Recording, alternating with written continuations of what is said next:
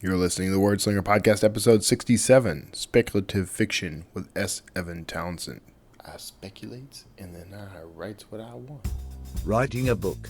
It can be the best way to build or grow your business, or to simply tell the story that you wish to tell. Learn how to write your book in 30 days or less. Pick up 30-Day Author today from Amazon, Apple iBooks, or other online retailers. It's the Word Slinger Podcast, where story matters. Build your brand, write your book, redefine who you are. It's all about the story here. What's yours? Now, here's the guy who invented Pants Optional, Kevin Tomlinson, the Word Slinger. Word Slinger. Hey everybody, this is Kevin Tomlinson, the Word Slinger. Thanks for joining me for yet another week of Word Slinger mayhem and madness. I really appreciate you being here. Now, today I'm talking to S. Evan Townsend, which I promise I didn't butcher that quite so badly in the interview. Sorry about that, Evan. So he is a best-selling author. He's also the host of a podcast called the Speculative Fiction Cantina, which is interesting. You should give that a listen. The topic of speculative fiction is something I've got on my mind, and I'd love to hear from you. Here's how this is going to boil down.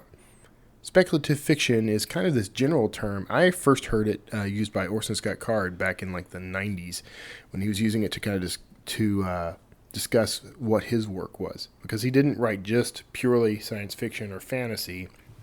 He wrote some more literary fiction as well, and it's hard to find a label now. Amazon doesn't count speculative fiction as its own category, so I don't get to leverage that when I'm marketing my books, unfortunately, and that's a shame. I kind of like the term. I think it's somewhat fallen out of favor, though, and I think when I tell people I'm a speculative fiction writer, they don't usually know what I mean. So I would love to hear from you. So if you could call me, 281-809-WORD, that's 281-809-9673, or email me from wordslingerpodcast.com. You can click on the contact button there.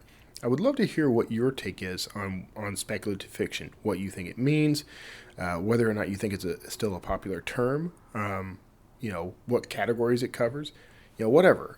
I'd love to get some insight, and I can read some of that on the air. If you'd prefer not, just let me know, and I can just be for my own education. So appreciate you doing that.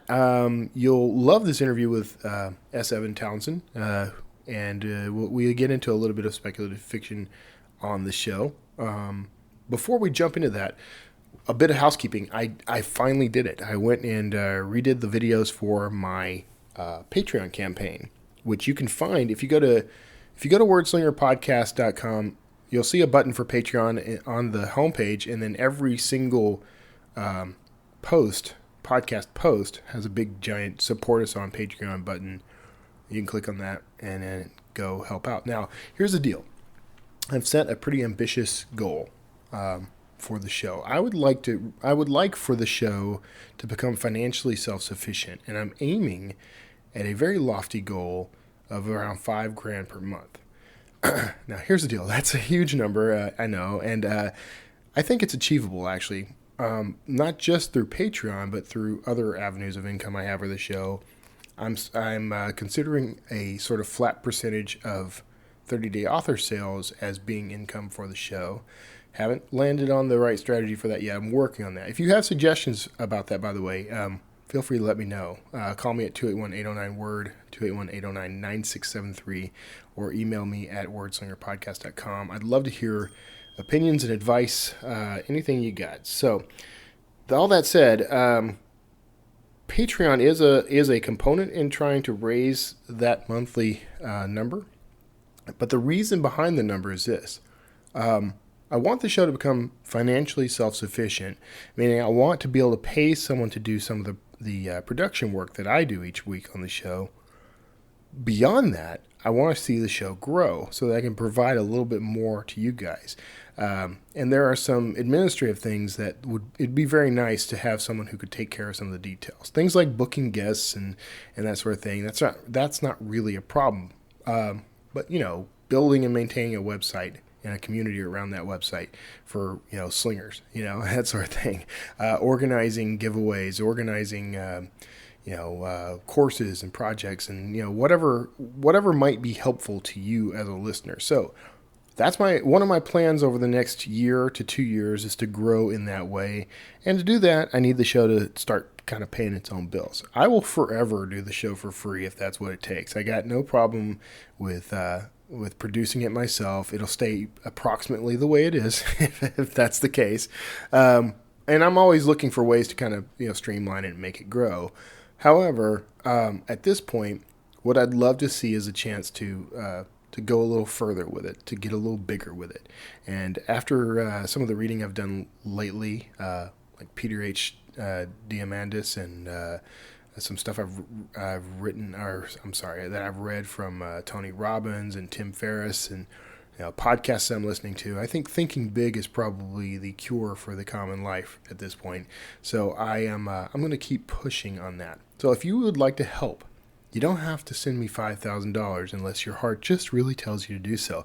However, you can contribute as little as $1 a month or $1 an episode, or really small amounts, all the way up to as big an amount as you want by going to my Patreon campaign. So please check that out. Go to wordslingerpodcast.com.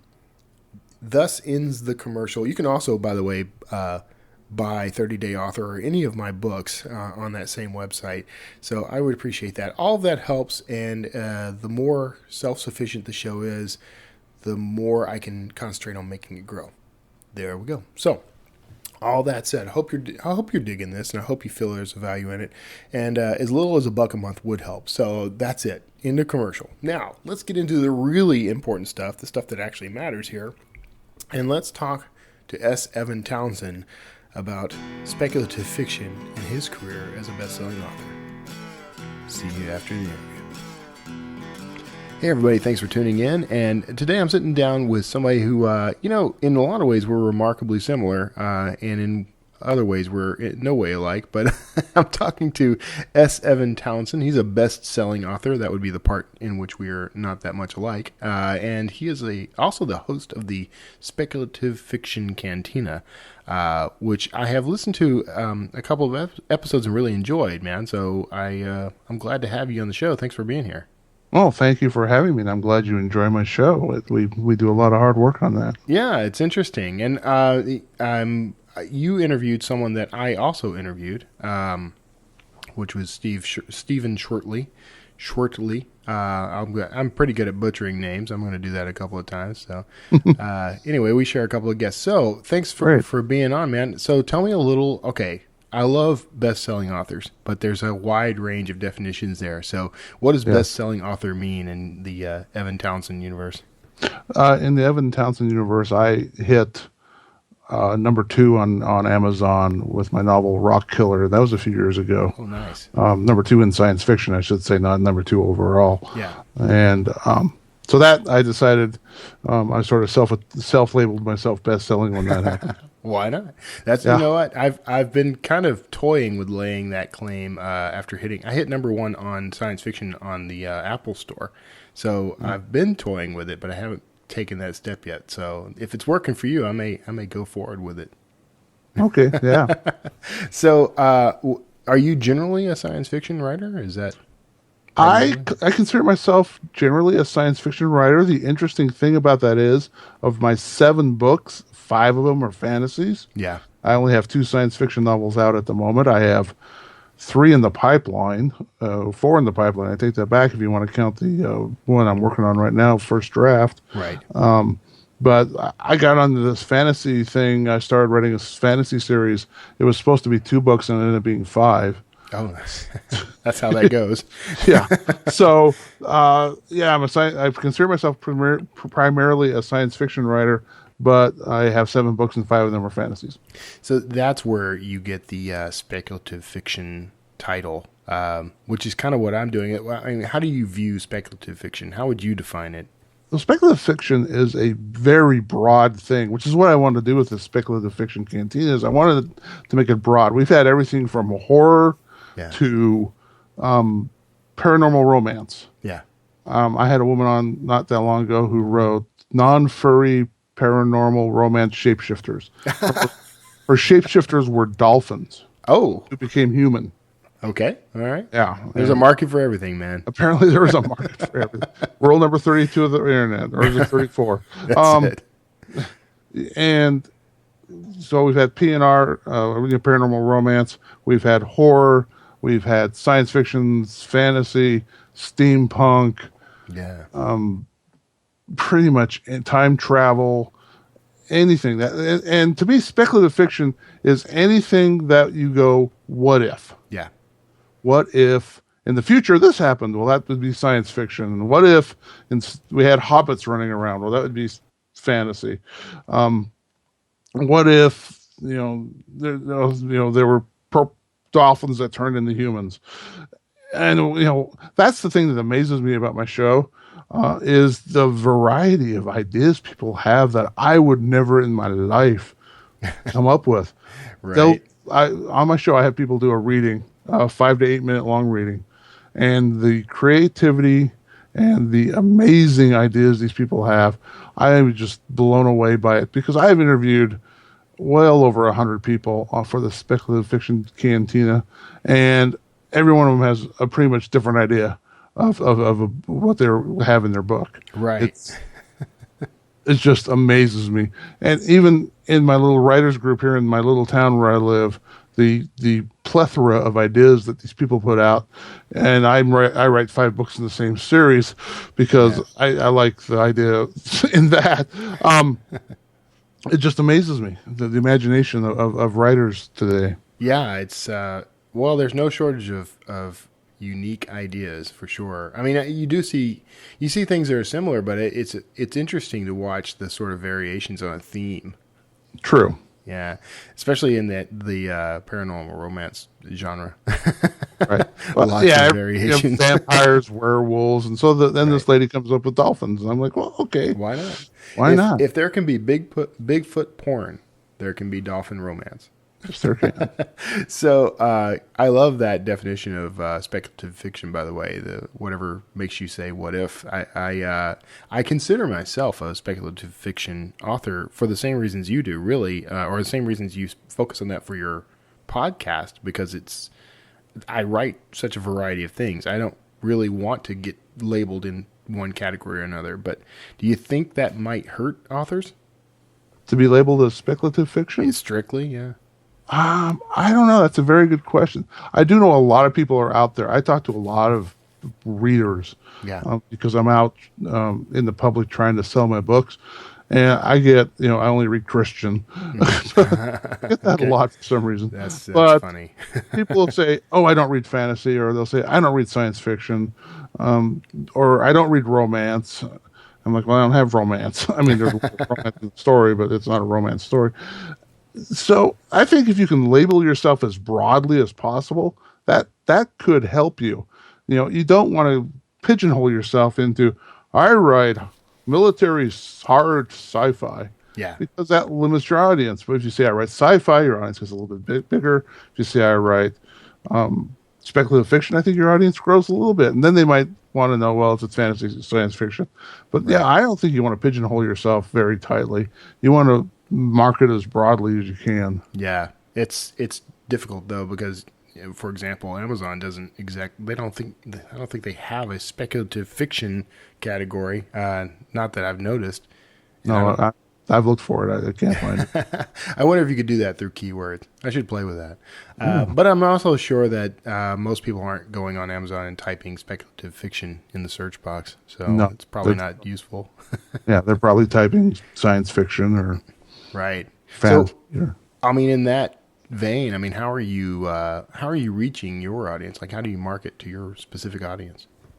I use a couple of different methods. I have a Facebook page. I post on the Facebook page. I try to post at least daily. I try not to sell constantly on my Facebook page. What I try to find fun, interesting things to put on my Facebook page, and then once in a while, well, like once a day, throw it over, hey, why don't you buy my book?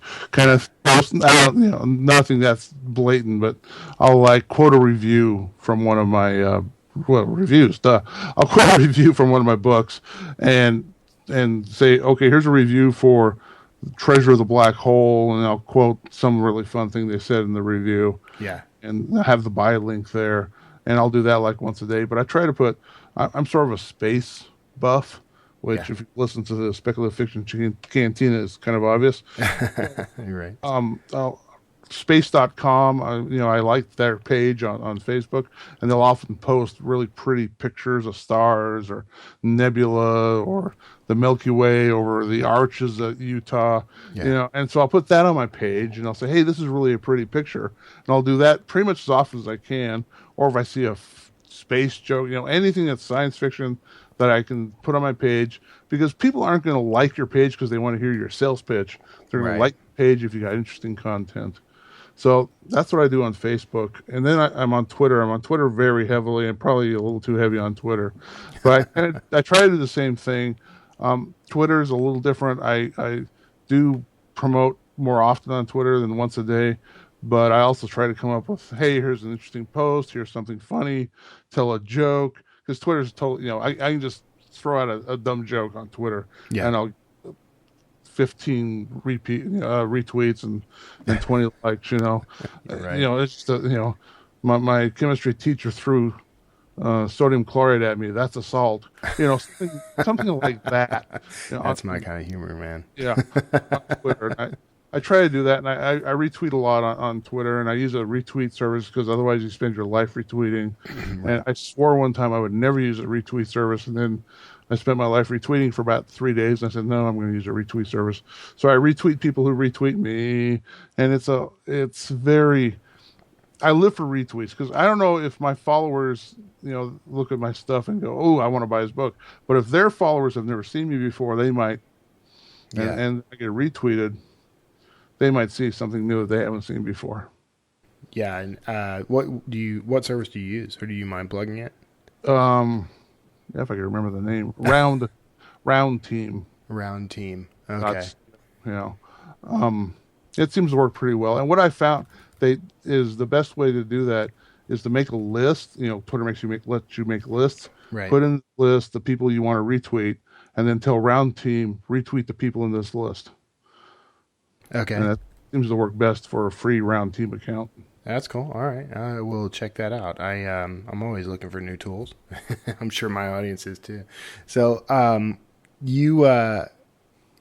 often do you engage though with your people on social media? I mean, yeah, I do. I use my phone because it's easier.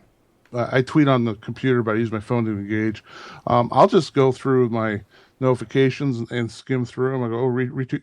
The beautiful thing is the phone has in white where people talk about me instead of just retweet or mention or like. Yeah. So I see a white post, I go, oh, somebody's talking to me, and then I'll start talking to them. Yeah. Yeah. And like, for instance, how did this happen? I'm trying to remember how this began. A woman followed me, and her tag was sci-fi and scary. Okay. And so I went, oh, okay. And she says, I do reviews. And then she had her link for her blog. So I clicked the blog, and I found her review policy. And she said, yeah, I review science fiction, blah, blah, blah, blah, blah. Here's how you get a hold of me if you want me to do it. So I got a hold of her, and I said, would you review my book, Treasure of the Black Hole, which just came out about 2 months ago? And she said, sure, I'd love to do that. And so she reviewed it. She gave it 4 Chaluthu. That's what she uses for, stars. Okay. Put a great review on Amazon, 4-star review on Amazon. And she said, basically her review said, I love this book. It's a great book, but it's nothing you're going to remember a week after you read it because it's just a fun book. It's not heavy on philosophy. It's not going to teach you to live. It's just a fun, great book. And then on Monday, I'm scrolling through my phone like I do every couple of hours to see if anybody's talking to me on Twitter and I'll get to that in a second. And she says, hey, you might want to check out my best 10 list of books of 2015. So I clicked the link and went to her blog again. And I was thinking, well, she's probably going to make me, since I was 4 Chaluthu, she's probably going to make me 6 or 7, best book of 2000. No, she made me the best book of 2015. Nice. Yeah. So, very nice. and I was really busy the past couple of days. So what I did is today I finally was able to post that on my Facebook page and put that on Twitter. And so I'm driving traffic to her site, which makes her happy. Right. But I'm also saying, hey, this person thinks my book is the best book of 2015 that she's read. Yeah. A little bit of you can kind of mix in a little bit of a self-congratulations with promoting someone else's site. Exactly. So yeah. But I will also initiate, if I see something interesting on Twitter that needs to be responded to, yeah. and I don't get political on Twitter or on my Facebook page. Yeah, that's the mistake I make. Yeah. I keep everything light. Well, you should see my Facebook page, my personal Facebook page. Yeah. That's where I do it too. Yeah. That's where I do it too. I go crazy. Yeah. I got tired of seeing everybody else do it, and I thought, I got to get in here. But if I see something funny, somebody posts something funny, posts something interesting, I will respond to that. The problem is I don't spend all day staring at Twitter, right? Because I have 9,000. I follow. Well, actually, it just hit 10,000. I follow 10,000 people on Twitter, so it's really hard to follow. I once timed it. I get 90 tweets a minute. Wow. Yeah, and that was when I had like 9,000 instead of 10,000 people I followed. But I don't see a lot of tweets because it just moves so fast. But I will occasionally see something. I go, oh, that's interesting, and I'll respond to the person or something, and engage, as you say. Yeah. Does that convert? I mean, do you see sales come from Twitter? I've seen sales come from Twitter, but not huge sales. Right. Yeah. What's your sort of primary, like, what brings you the most sales, I guess? I wish I knew. Like a true author. Yeah. No idea. I know. I look on Amazon site and I go, oh, look, I sold a book. Yeah. I have no idea why. That generally gets me pretty excited too. And I it's been good. I remember when I finally evolved to the point where I had no zero sales days. So that was a remarkable time in my life. So, okay. Speaking of Amazon, I don't know if you've heard, they've recently changed their review policy and now they're blocking people who are connected to you on social media. So I don't know if have you heard about that or? I have heard about that. Okay. So what are your feelings on this?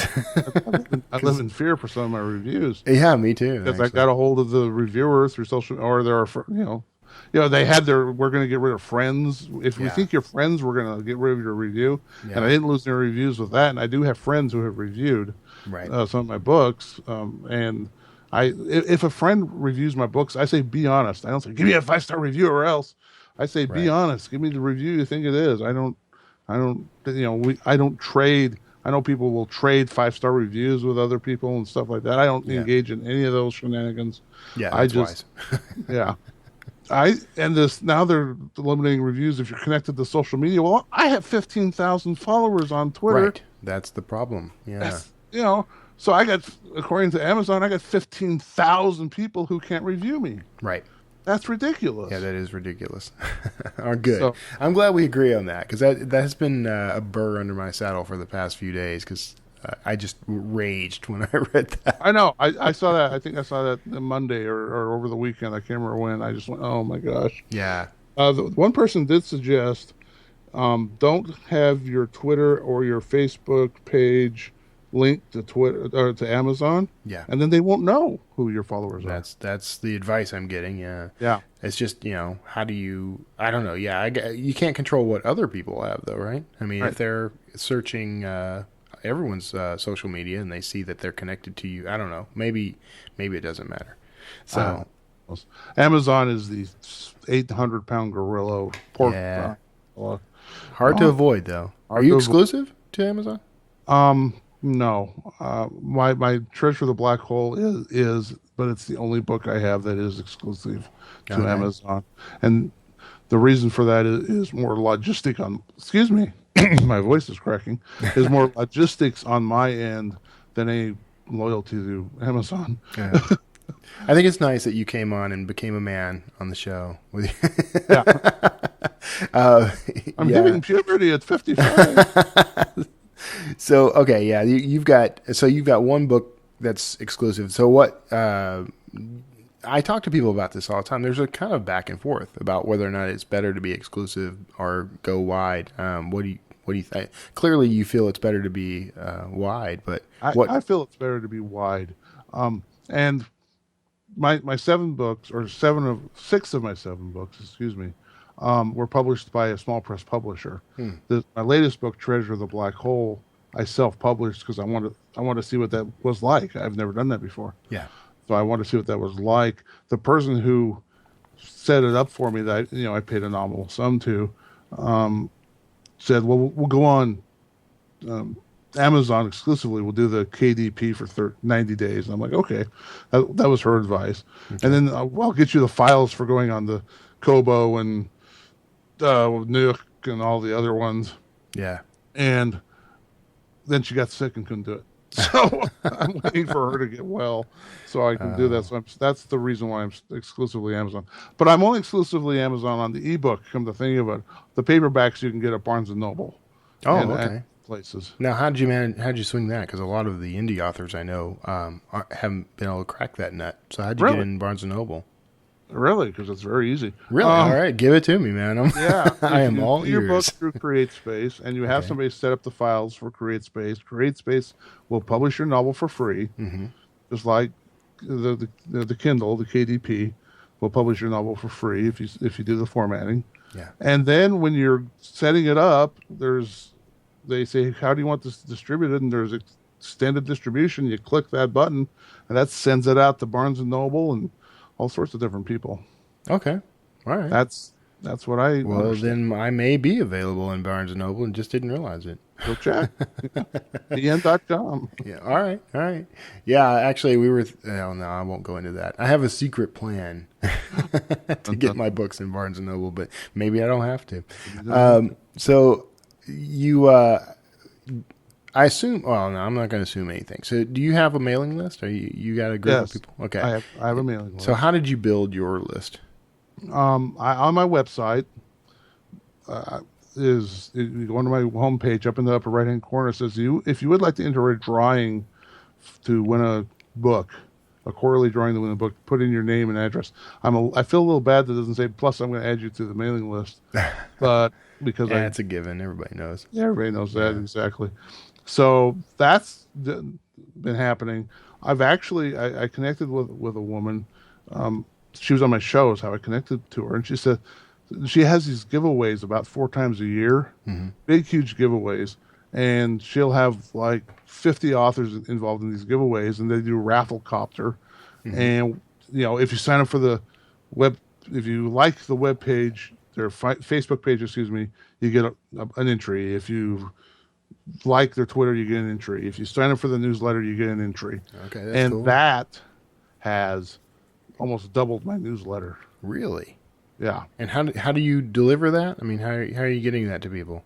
The raffle copter. Okay. I post that. I post on Twitter once a day about it. All right. I posted it twice. I'm going to post it again on my Facebook page. I put it on my blog. I'm going to put it on my...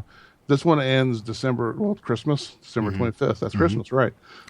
So probably, on the 23rd, I'll put it on my blog again. I put it on my blog when it started. I'll put it on my blog on like the 23rd. Once a day. I'll put it on my Facebook page probably the 23rd, and then once a day I tweet it. Yeah. And I got 2 signups yesterday, and I've gotten 1 so far today. Now that doesn't sound like a lot, right? But it's 2 a couple a day. That's pretty good. That's not bad. No, that a couple of people a day is pretty good actually for most people anyway. For me, that would be nice. How is your blog? I mean, how you getting a lot of people dropping in? You got a lot of readers? Not a lot. A post will it's slow. I'll post a post, and it'll get like 7 reads that day. Yeah. And I'll come back a week later and it'll have 23 or something. I'll come back a month later and I'll have 35. Right. I don't know where these people are coming from.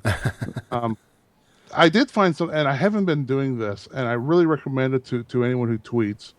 And the only reason I haven't been doing this is because I haven't been able to come up with the blog ideas that were appropriate for this format. There's something called Monday Blogs. Okay. And that's a hashtag Monday Blogs.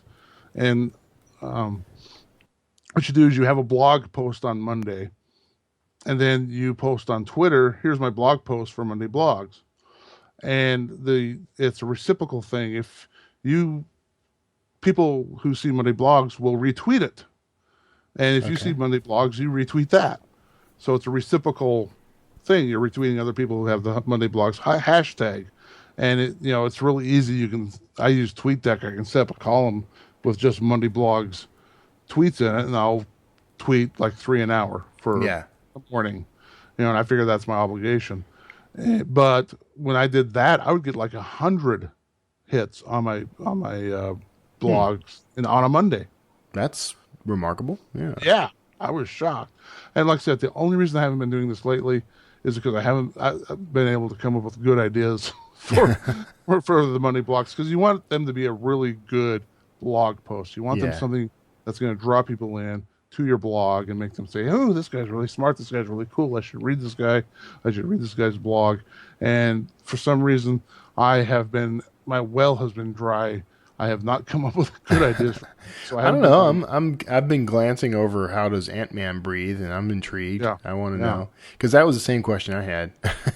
Yeah, and that was. I'll be honest. I'm so bereft of blogging ideas. I'll blog about pretty much anything that isn't political.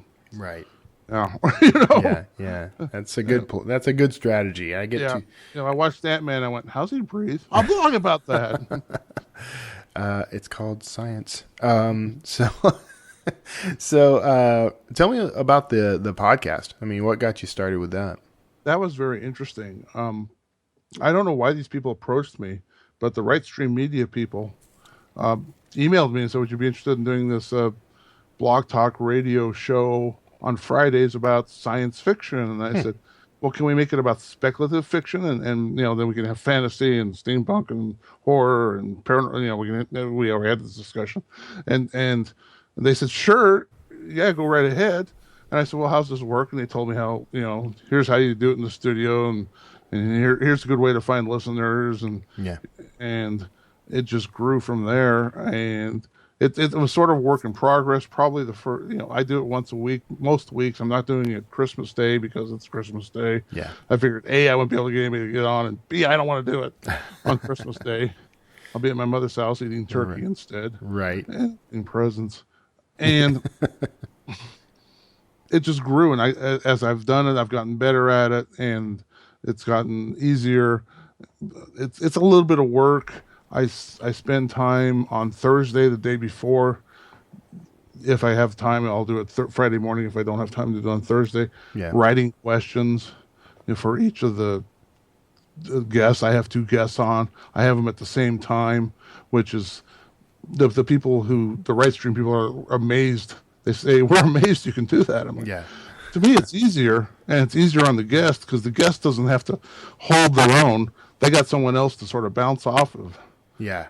Yeah. And I tell them before the show, if you want to ask the other person a question, go right ahead, because I get some great questions that way. Right. But I write the questions. I have to deal with people who email me wanting to be on the show, like you did. It takes for future reference, everyone, I will be on the Speculative Fiction Cantina in April. Unfortunately, in April, it'll be a while. I've stopped advertising. I'm trying to get caught up. I'm booked till April, and people keep contacting me. I'm like, well, you're providing a service. It does get overwhelming. I have 3 podcasts, so wow. I feel your pain. Does Right Stream Media, do they take care of some things for you, like any of the production or anything? Or no, I'm a one-man show. Really? Yeah. What's their role then? What do they do for you? They pay for the Blog Talk Radio platform. I see. Yeah. Okay. So they give you the platform, and then you just run the show. Yeah, and they approached me about doing it, and I'm not sure why they approached me. And I was like, "Did you know I used to work in radio when I was in college? Did you? Yeah. I didn't talk like this." Because they contacted me through email. Would you be interested in doing this? And they didn't, and then I talked to them on the phone a little bit, and maybe that's when they decided I could do it, because they found out I didn't, I can actually talk. Yeah. Yeah. But Yeah, it's been fun. I enjoy doing it. Like I say, I learn a lot and I hear a lot of great things from great writers. Yeah. But it's a fair amount of work. Yeah, it is a lot of work. So, have you monetized the show? Do you make any No, income from it? No. I don't. Is there a plan for that in the future? Or Blog Talk Radio is trying to do that. yeah. I know they are. They just haven't. I don't think they've built the audience to the point where they think they're capable of doing that. Yeah. Yeah. That's the trick. I mean, I get a little bit of income off of my show, but it's a trickle. And I'll take trickles. I have no problem with that. Yeah, I'll have up to 100 listeners for a show, but that's an outside. It's closer to 40, 50 for a show. Yeah. Yeah, that's not bad. So what in general, I mean, you book your own guests, I assume. Mm-hmm. Yeah. So, and they're finding you. Well, that's good. Yeah. How are they finding you primarily? And you're Right not taking new ones, so. Yeah, I am taking new ones. If you contact me, I will take you. You may not get on until January of next year. April, yeah, right now I'm Or booking no, April January's not 2016. far. Yeah, January's not very far. But yeah, I used to tweet. I used to tweet about it. I've stopped doing that because I got too many people now. Yeah. There's this website, and I don't remember the name of the website. And I closed my email so it didn't beep while we were talking. I can't remember. It's like radio guest. I'm going to need this. Hang on. Well, I'll get it for you. Okay. I'll Radio open guest. my email. RadioGuestHost.com, something like that. Okay. And what I do, RadioGuestList.com. Okay. RadioGuestList, LIST.com. And you go on there and you put an ad on there. And I've gotten lots of people from there. Oh, okay. I'm definitely going to check that out. Yeah. Not that I really need more guests. I got plenty coming in, but I'm always looking around to see, get some interesting stories. And it's nice to mix things up every now and then. Yeah. That's a good resource. Yeah. And the Blog Talk Radio people told me about that, and so I advertised my show on that. And you put the ad on, and it's on for, I want to say 90 days, and then they'll take it off, and then you renew it. And what I do is they send you an email saying your ad's live, and then in Outlook, I flag and say, let me know in 90 days when this is up. Yeah. And when it says it's up, I'll go renew the ad. Although I haven't renewed the ad because I'm booked till April 2000. Yeah, you're all booked up. So, you do everything via Skype? I'm always curious. I mean, I know how I do it. Blog Talk Radio is weird. I get into Blog Talk Radio through Skype. Thank heaven. I can call in on my phone. And I've done that sometimes when I've had trouble with my sound. I upgraded to Windows 10. Mm-hmm. Apparently, sound card troubles are a common issue with Windows 10. That's what I hear. Yeah. And so I was having a problem with my sound card, so I had to call in on my cell phone because I don't have a landline. And I got rid of that 19th century technology about 2 years ago, and I don't get sales calls anymore.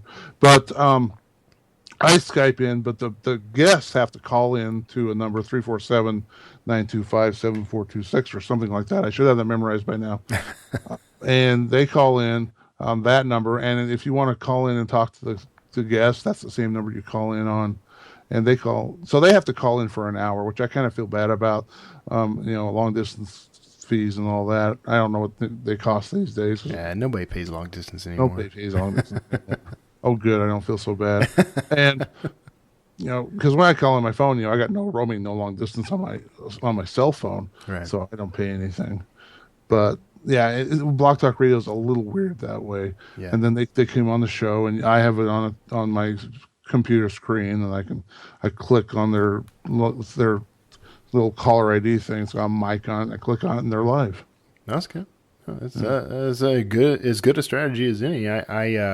We're working on. We've had technical difficulties lately with Skype, so I was looking for alternatives. So maybe that's a route we can look into. Who knows?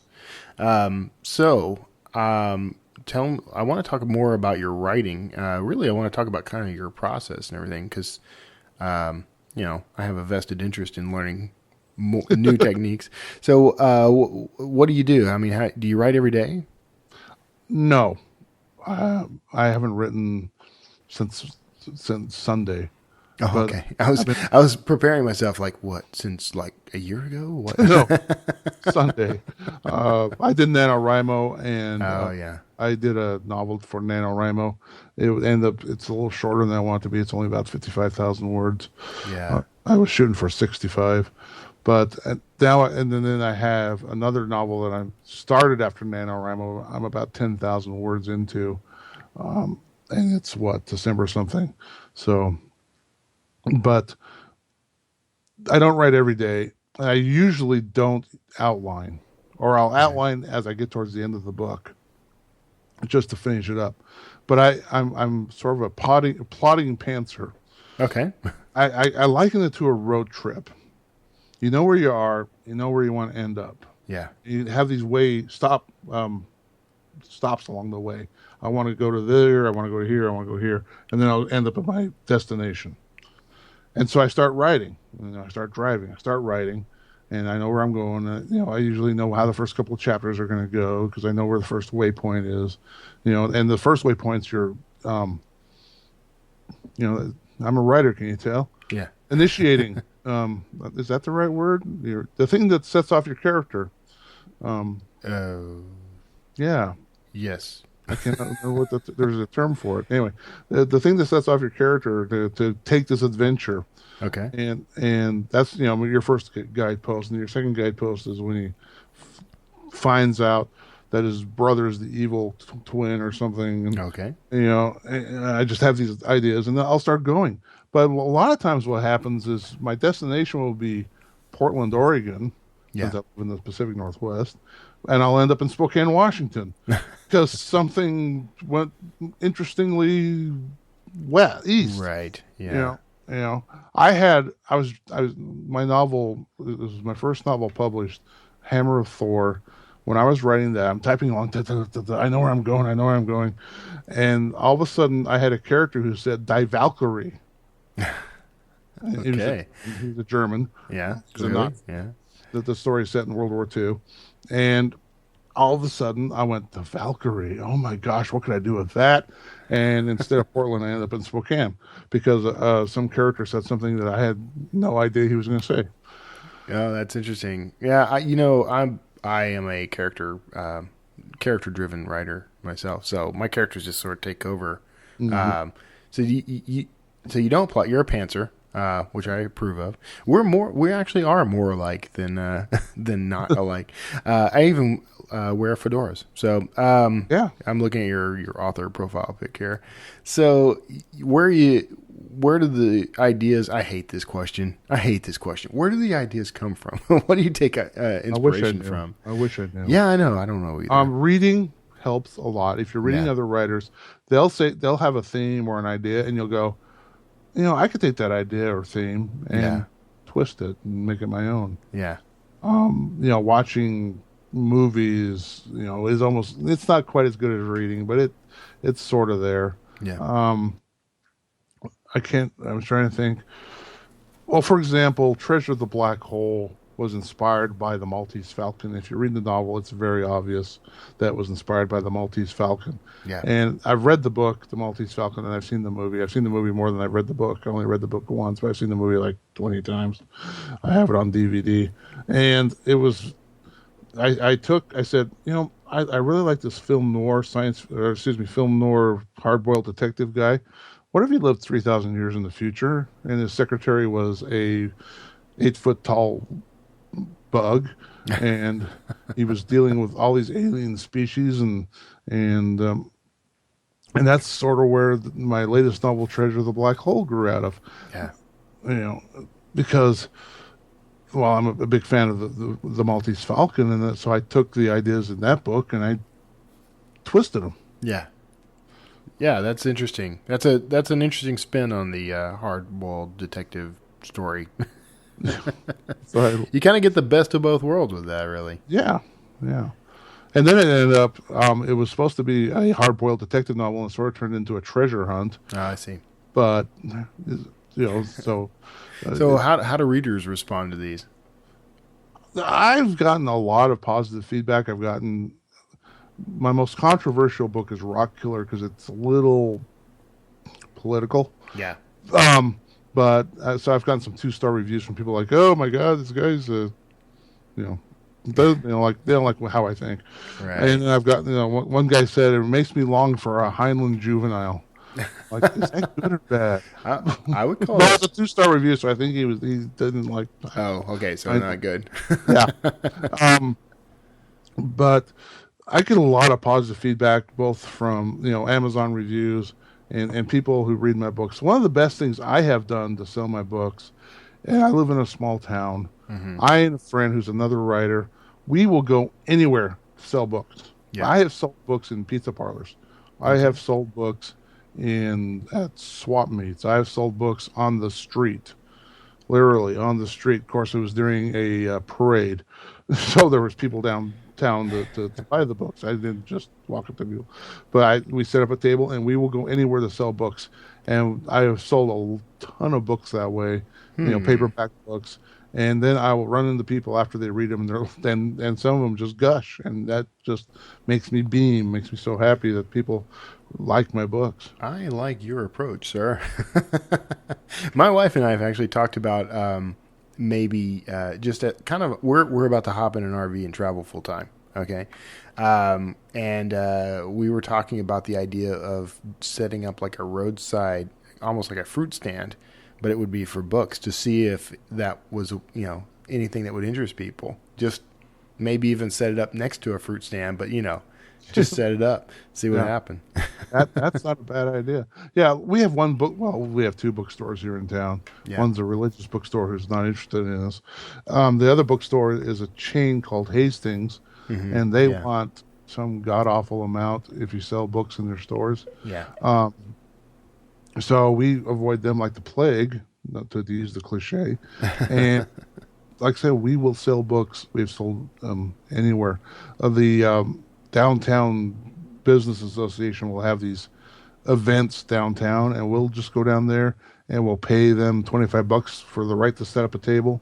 And we'll set up a table and sell books. Wow. Okay, I'm doing this all wrong.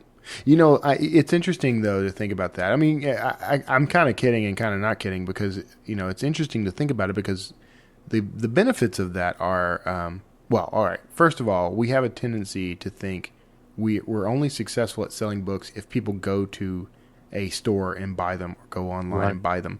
And in other words, we have to wait for the customer to come to us. And this idea of sort of taking the books to where the people are is, what they call marketing. And it's a little more hands-on than what people think about, but I kind of like it as an approach. Yeah, it is interesting because in a bookstore, people there are generally readers. Yeah. In a swap meet at a street fair, at a farmer's market, we've sold at farmer's markets. Yeah. People are not generally... based on my unscientific survey of people walking through these venues, I would say 1 in 10 reads. Yeah. And so I'm 90% of the people I'm just letting pass by. What we do, we found is as people walk by, we'll say, "Hi, how you doing?" And they'll say, "Fine." And we'll say, "Do you like to read?" And they go, "No." We're like, "Well, have a nice day." And they'll say, "Yeah." And we'll say, "Well, what do you read?" And they'll say, "I read only Christian." And we'll say, "Well, have a nice day." Or they'll say, "I like romance." And the person I'm with has a couple of romance books. She writes all sorts of eclectic things. Yeah. And that'll draw them in. Or I like science fiction. We'll say, "Oh, I have a science fiction book here."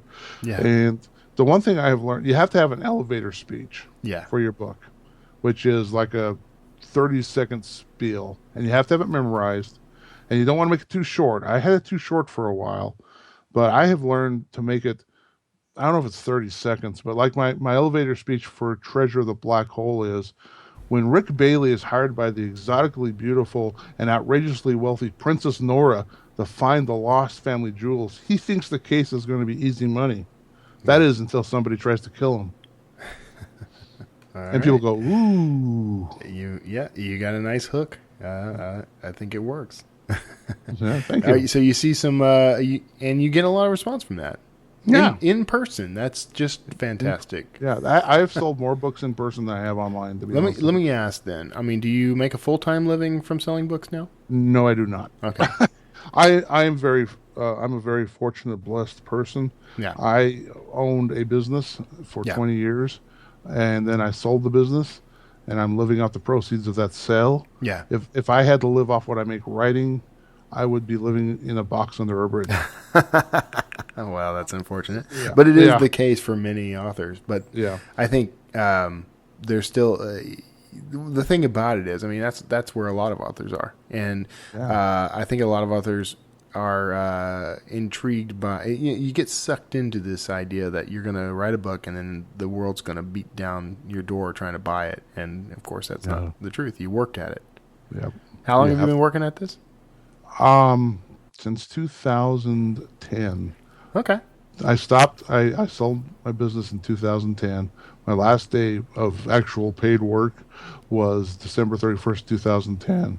Yeah. January 1st, 2011, I started marketing books and writing. Well, writing full time. Yeah. And not full time because it's not 40 hours a week, but Right. it's what I do with the majority of my time. Yeah. Is But you're writing. enjoying yourself. Yeah, and I also do freelance writing for a couple of local publications. Okay. Which is it pays a little bit. Yeah. Again, I probably moved from a box to a van, but I still wouldn't be living in a house. Hey, look, any money you can make writing is good Yeah. money. Yeah, and well, I love it when I get the check and I go, oh wow, look, money. Yeah. And that was great. And the one thing I would like to encourage any of your listeners, almost every success I've had in writing, I've gotten through networking. Yeah. Talking to other people. You can't stare at your screen and write. You have to go out and talk to people. I got my freelance jobs by talking to a woman I knew who said, well, I'll give you a try. So I wrote her a story on spec. And she said, wow, you can write. and I've been working for her ever since. That's nice. Yeah. Yeah, and my other freelance jobs. And I found my publisher through another writer who said, well, I've got a publisher. Why don't you try them? And I'm like, okay, another rejection slip. What the hell? Yeah. And so I sent off, I actually sent off Agent of Artifice. And they said, we want to publish this. And I said, great. There's a prequel to it called Hammer of Thor. They said, okay, let's read that. So, well, I have this science fiction novel that's been sitting on my hard drive for 10 years. Would you like to read that? They said, sure, we'll read that. And they bought them all. And they've bought every book I've written except for the one I didn't give them, which is Treasure of the Black Hole. Really? Oh. This is something I never thought about. So you have on top of, I mean, you're not just self-publishing. You have a publisher. I have a publisher. It's a small press publisher. It's not a New York publisher. Okay. But it is a publisher. So that's one thing I do tell people. I am a published author. I'm not a guy out here hacking off my indie stuff. Yeah. Now I am. I should. Hey, careful now. Yeah. Yeah. But that's one problem with the indie world is there's wonderful, beautiful stuff in the indie world, and there's crap. Yeah, that's true. Because people don't put the work in they should. Yeah. Does the publisher do any marketing work for you or anything? A little bit. Yeah. But they also edit and do the cover and bear all the cost of all the design and all that. Yeah. And they hired a publicist about a year ago, and she's working hard trying to market our books. That's cool. All right. Well, we're kind of at the end of our time, but I've really enjoyed talking to you, man. I'm glad we got a chance to connect. I'm looking forward to chatting with you again in April, of course. Yeah. The tables will turn. Tables will turn. And I'll be sending you an email in early April to remind you about that. Yeah, I got to get my clip. I got to come up with what I'm going to do for a reading. So. Yeah. Well, dear listener, for those of you who are interested, you should definitely go check out Evan's work. You'll find links in my show notes, of course. You can go visit him at sevantownsend.com, and you'll be able to follow him on Twitter, @sevantownsend, which I did at the beginning of our interview, by the way, man. And, of course, he's on Facebook. You'll find links to all that, including his podcast, the the Speculative Fiction Cantina, which is good. If you're interested in speculative fiction, you want to discover new authors, I recommend it. Go check it out. So, Evan, thanks so much for being on the show, man. I can't wait to chat with you again. Yeah, I'm looking forward to April. All right. Well, everyone else, hang out and listen to the wrap at the end of the interview, and we'll see you next week. And that was my episode with S. Evan Townsend. Hope you enjoyed that. I hope you got a little bit of a clearer picture on what speculative fiction is and how you may fit there. And, as we revealed in the episode, if you tune in sometime after April to Evan's show, you'll actually get to hear a wordslinger. So hope you'll do that. I hope you'll support his show, support me, and of course, I always love it when people support me and other authors. I love it when people support authors, period. So before we wrap up, just one more time, I want to dip into the well a little. I would appreciate greatly if you'd surf on over to wordslingerpodcast.com and click the Fund Me button. Give me $1 or $2 each month to help produce the show. I really appreciate that. I am trying to meet that big, lofty $5,000 a month goal, so every penny will help, and so I appreciate that. I hope you're getting enough out of this show that it makes it worth your while to make that kind of donation. And of course, you can always pick up 30-Day Author from that site. If you go to actually kevintomlinson.com/books, you can find 30-Day Author on that page. That's my library, along with a whole bunch of other fiction books, which I hope you'll enjoy. And if you just want something free to read, feel free to sign up on the mailing list there, and you can get 3 books from my starter library, and that includes the first Citadel book, which is very popular, my short novella Edge, which is incredibly popular, and the first Sawyer Jackson book, which is the first of that series. So enjoy those. Those are free for you, just for being a pal, and I hope you enjoy them. And if you do, please feel free to review them on Amazon, which I really need. And speaking of reviews, I could use some for the Wordslinger podcast. So if you'll go onto iTunes in particular, iTunes or Stitcher, and actually if you just go on iTunes and search Wordslinger, it will bring up the Wordslinger podcast, and you can leave me a review along with some stars. I love 4 and 5 stars, no matter what you're reviewing. So if you want to do me that solid, I appreciate it. Thanks so much for hanging out with me. Tune in next week. We'll have another great guest. Actually, in the weeks to come, I have Scott Barlow of Happen to Your Career, who is I absolutely love this guy. I'm just going to confess that right up front. He's a bud now. We met in the context of I was on his show, and now he's going to be on my show, and he's an amazing guy. So I hope you'll tune in for that. And there's something special coming in conjunction with that episode, so you'll want to tune in. I'm also talking to Garrett Robinson, who is he's a fantasy author, and he's got kind of a rocket career right now. He has linked up with the guys from the self-publishing podcast, Johnny, Sean, and Dave from over there, and he's actually kind of heading their fiction imprint there. So if you are a fan of fiction, fantasy, he's heading their fantasy imprint over there. Sorry about that, Garrett. If you are a fan of fantasy, you're going to want to check out that episode, and he has some tips for the budding fantasy author, as well as, information about his ongoing work. So I think you'll dig it. So thanks for tuning in to this week's Wordslinger podcast episode. Hope I'll see you next week. Sorry my voice is doing that thing. I'm having to clear my throat a lot. I'm coming off a cold, so forgive me. So take care of yourselves out there. If you have questions for me or any of my guests, call me at 281-809-WORD. That's 281-809-9673. You can ask me literally anything, and I will do my very best to answer.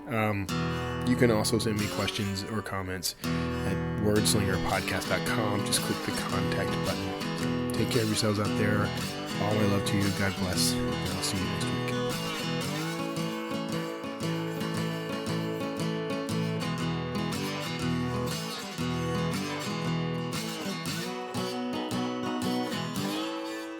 Wordslinger.